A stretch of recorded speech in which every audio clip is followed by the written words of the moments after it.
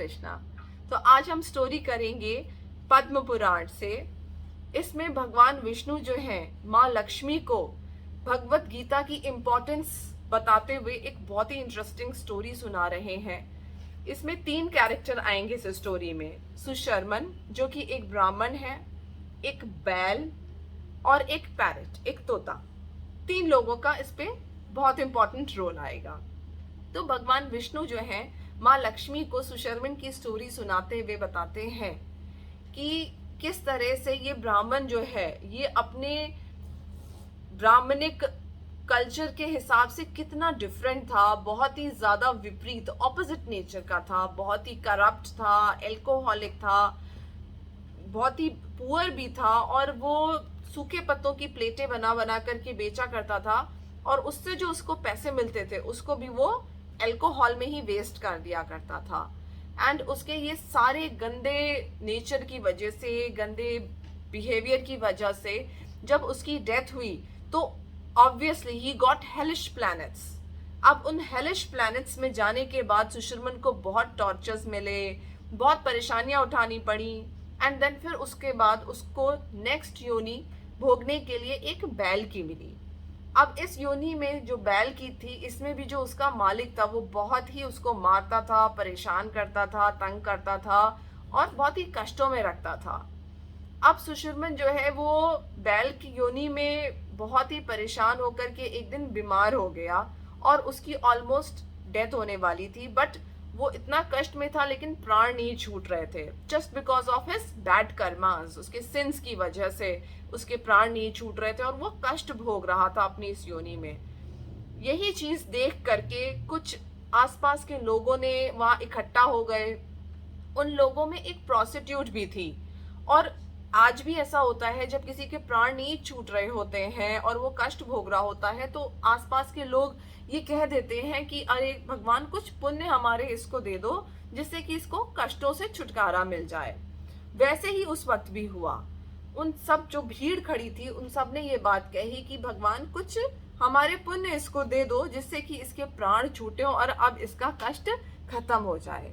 इसी में सेम बात एक प्रोस्टिट्यूट ने भी कही। उसने मन में सोचा कि हो सकता है, पता नहीं मेरे कितने पुण्य होंगे कि नहीं होंगे, पर जो भी है इसकी मदद हो जाए। जब अब इस बैल की योनि से सुशर्मन को मुक्ति मिलती है और वो यमलोक जाता है तो यमराज उसको कहते हैं कि तुमको अब कोई सजा नहीं मिलेगी क्योंकि तुम्हारे सारे पाप जो है वो नष्ट हो चुके हैं, क्योंकि एक प्रोस्टिट्यूट ने तुमको अपने पुण्य दे दिए जिसकी वजह से तुम एकदम प्योर हो गए। एंड बिकॉज ऑफ दैट अब सुशर्मन जो है उसको जन्म मिलता है एक बहुत ही पियस, बहुत ही पवित्र, अच्छे ब्राह्मण परिवार में। जब सुशर्मन बड़ा होता है तो उसको इस बात का ध्यान रहता है और याद रहती है कि कैसे उसके सारे पाप मुक्त हो गया था वो और उसको इतने सारे पुण्य मिलने की वजह से इतने अच्छे कुल में जन्म मिला। तो उसको क्यूरोसिटी होती है जानने की कि ऐसा कैसे हो गया कि एक प्रोस्टिट्यूट ने मुझे अपने पुण्य दिए, एक प्रोस्टिट्यूट के पास इतने पुण्य कैसे हो सकते हैं। क्योंकि उसको अपनी पास्ट लाइफ्स उसके पुण्य पा लेने की वजह से याद थी, वो खोजता है उस प्रोस्टिट्यूट को और ढूंढ लेता है उसको। वो लेडी मिल जाती है तो उससे वो पूछता है कि ये देवी ऐसा कैसे था कि तुमने मुझे इतने पुण्य दिए, तुम्हें कैसे इतने सारे पुण्य मिले। तो वो लेडी उसको एक्सप्लेन करती है कि मेरे घर में एक तोता है, एक पैरट है जो कि भगवत गीता के कुछ हाइम्स, कुछ मंत्र जो है वो उच्चारण करता है, रिसाइट करता है एंड उसकी वजह से ही शायद मुझे कुछ पुण्य मिल गए। तो दोनों बहुत सरप्राइज होते हैं सुशर्मन की कहानी सुनकर के। उस प्रोस्टिट्यूट को भी बड़ी हैरत होती है, उसको खुद नहीं पता था कि उसकी दुआओं में इतनी पावर थी जो कि सुशर्मन को लग गई थी। तो दोनों को क्यूरोसिटी होती है और वो कहते हैं कि चलो हम उस पैरट से पूछते हैं, शायद कुछ हमको पता चल पाए कि ऐसा क्या हुआ।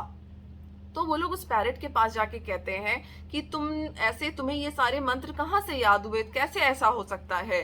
तो वो पैरट जो है वो उनको बताता है कि मेरी पास्ट लाइफ में मैं एक ब्राह्मण था और बहुत ही ज्यादा पाप करने की वजह से मेरे को अब अगला योनि जो है ये तोते की मिली और मेरे बुरे कर्मों की वजह से मेरे पेरेंट्स की डेथ हो गई थी और मैं जब छोटा सा पैरट था तो मुझे कुछ ऋषि मुनि अपने आश्रम में उठा के ले गए थे और वहां पे वो लोग कंटिन्यूअसली भगवत गीता का फर्स्ट चैप्टर जो है वो अपने बच्चों को सिखाया करते थे।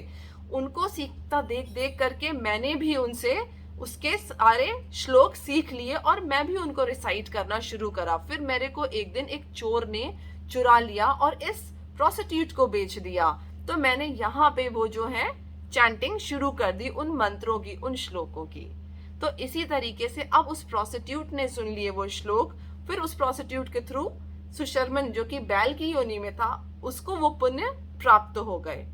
तो इस तरीके से भगवान विष्णु ने आगे बताया माँ लक्ष्मी को कि इस प्रोसेस पूरा जो हुआ इसकी वजह से सुशर्मन को, उस प्रोस्टिट्यूट को और उस पैरेट को, तीनों को वैकुंठा प्राप्त हुआ, तीनों को वैकुंठ लोक में जगह मिली भगवान के। ऐसा क्यों हुआ? ही सेड कि भगवत गीता को पढ़ने का पुण्य इतना प्रबल है कि उसको पढ़ने से, मात्र उसके पहले चैप्टर को पढ़ लेने से उस पैरेट का, उस प्रोस्टिट्यूट का और सुशर्मन का, तीनों का उद्धार हो गया। तो समझ लीजिए कि भगवत गीता पढ़ना हमारे लिए कितनी जरूरी है। हम उसकी इंपॉर्टेंस सिर्फ इसलिए नहीं समझ पाते हैं क्योंकि हमारी जो इंद्रियां हैं, हमारी ये कमजोर इंद्रियां हैं, हमारी आईज, हमारे ईयर्स, हमारी स्मेल लेने की जो क्षमता है, जो कि जैसे हम इंसान हैं, हमारी इंद्री एक, अगर हम डॉग से कंपेयर करें तो हमसे बहुत ज्यादा सेंसिटिव इंद्री होती है सूंघने की एक डॉग की। ये एक छोटा सा कंपैरिजन है कि हमारी इंद्रियां बहुत अपूर्ण हैं चीजों को समझने की। जब हम धरती पे जो चीजें हैं उनको ही पूरी तरह से नहीं समझ पाते हैं, दूर से देखते कुछ और है, दिखता कुछ है, जैसे मृग तृष्णा दिखती है हमको, सड़क पे हम जाते हैं लगता है दूर पानी है लेकिन पास जाते हैं तो वो छाया होती है। तो हमारी इंद्रियां अपूर्ण है, हम इन अपूर्ण इंद्रियों से सत्य को नहीं समझ सकते हैं। वैसे ही हम लोग सोचते हैं कि अरे इमीडिएट रिजल्ट नहीं आया, भगवत गीता पढ़ी, हमें तो सुख नहीं मिला, हमें तो धन संपत्ति नहीं मिली, हमारा तो कुछ ऐसा मैजिकल कुछ अच्छा नहीं हुआ, इसलिए इसमें कुछ अच्छा नहीं होगा। लेकिन ऐसा नहीं है। अपनी सोच के बियॉन्ड आप जाइए। आपकी सोच के बियॉन्ड एक दुनिया है, एक स्पिरिचुअल वर्ल्ड है जो कि जिसमें ये सारी स्पिरिचुअलिटी वाली चीजें काम करती हैं। भौतिक जगत में ये आपको काम करती शायद दिखाई नहीं दे, लेकिन इनके रिजल्ट्स बाद में बहुत स्ट्रांग होते हैं। हरे कृष्णा।